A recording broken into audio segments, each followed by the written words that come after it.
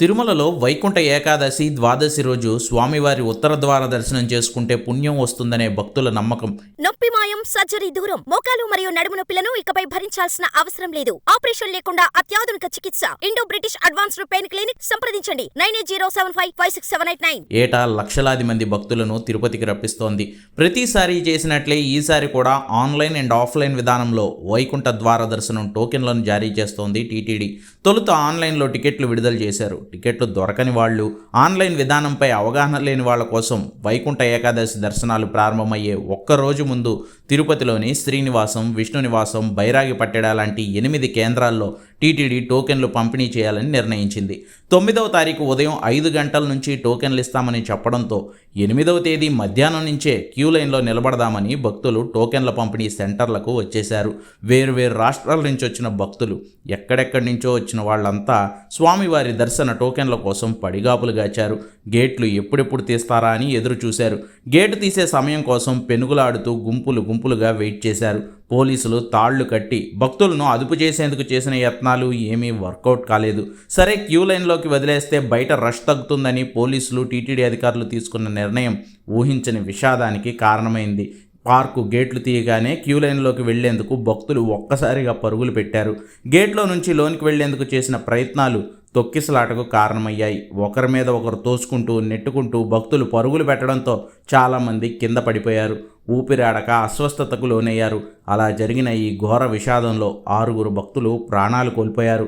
5 భక్తులు బైరాగి పట్టణంలో ఏర్పాటు చేసిన కౌంటర్ సెంటర్ వద్దే చనిపోగా, తమిళనాడుకు చెందిన ఓ భక్తురాలు మాత్రం శ్రీనివాసం దగ్గర అస్వస్థతకు గురై చనిపోయారు.